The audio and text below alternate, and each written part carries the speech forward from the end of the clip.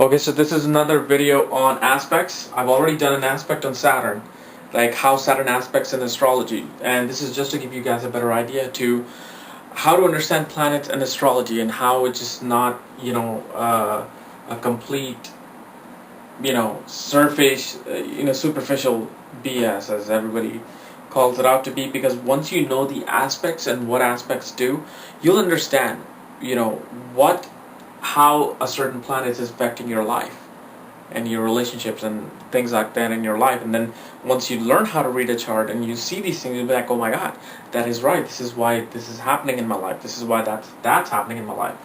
So today I'm just going to show you what aspects are and what is a Jupiter aspects. Okay, I've already shown the Saturn one, this is Jupiter one, so here we go. This chart is a Vedic astrology chart, okay, and it's a very simple chart. Ascendant, again I'm going to explain this from layman's terms again. This is the first house of astrology. Wherever this part right there in Vedic astrology, that's the first house. It'll always be the first house. It can never be the second house or third house. This is the first house. This is the second house. It always goes counterclockwise, never clockwise. The Vedic astrology chart goes counterclockwise. So first house, second house, third house, fourth house, fifth house, sixth house, seventh house, eighth house, ninth house, 10th house, 11th house, and 12th house. Okay, so I drew these things. But you must be wondering, why is it that it says 9, 10, 11, 12, 1, 2, 3, 4, 5, 6, 7, 8 there? Those are actually the signs rising on the eastern side of the sky. So, so you see here, I wrote east, north, west, south. So whenever you look into the east side of the sky, no matter what time of the day is, that is always considered the first house. And directly opposite of that is the seventh house, which is the west direction of the sky. On the north direction, sorry, this is actually wrong, this is the south, and that's the north. The north direction of the sky, okay, that's the 10th house. And the south direction of the sky is the south house, the south direction is the fourth house.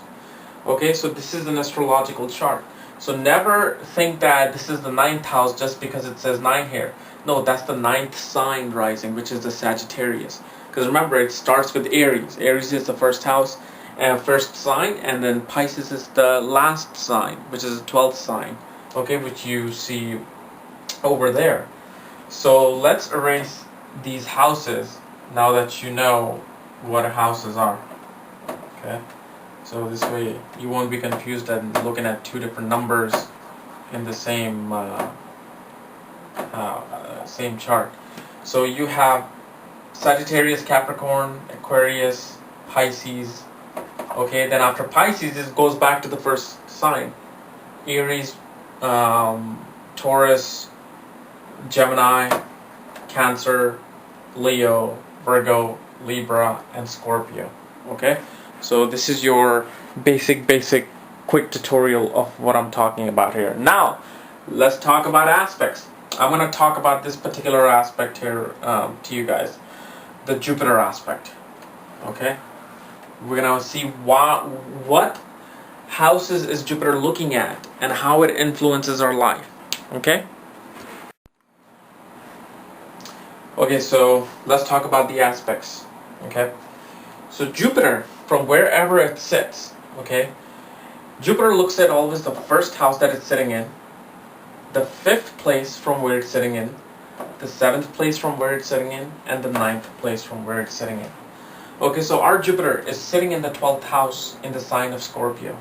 Okay, so if you count counterclockwise from the ascendant, the first house, if you go this way, it's all the way to the end in the 12th house of liberation and spirituality, the hidden talent, hidden powers, things like that.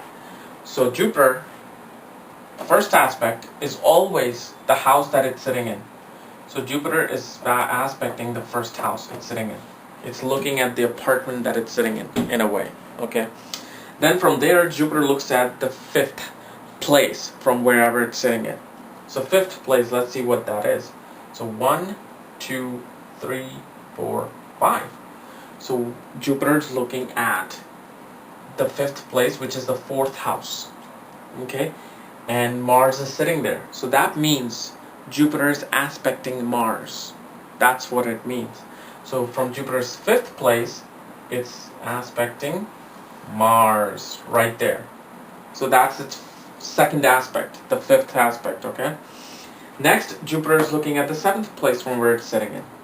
So let's look at this.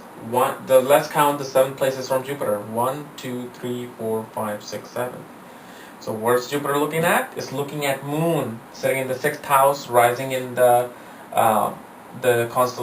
zodiac sign of Taurus.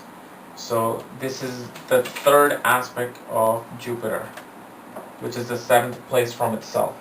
Pretty much every planet aspects the 7th place from itself. Only certain planets have other aspects. Okay? Now, what is the last aspect that Jupiter has? It's the 9th place from itself. Okay? So let's count 9 places from Jupiter. 1, 2, 3, 4, 5, 6, 7, 8, 9. Voila. Jupiter is looking at the 8th house where Saturn is sitting, and it's rising in Cancer sign. Okay? So you see how Jupiter aspects, and this is how Jupiter influences your life, sitting from where it's sitting. So it's looking at Mars. It's going to be impacting Mars, whatever Mars is doing in your horoscope. It's looking at the Moon, whatever Moon is doing in your horoscope, and it's influencing Saturn from its 9th aspect. Okay? And obviously you might be wondering, what is this RAH and KET? These are the 2 nodes of the Moon, Rahu and Ketu, and they're always 7 houses apart. So they will always go tick, tick, tick, tick like that. They'll never be in the same house or 3 houses away from each other or 12 houses. No, they're always 7. So they kind of just move like that. That's pretty much it. So here's your Jupiter aspect, okay? And that's how it influences your chart.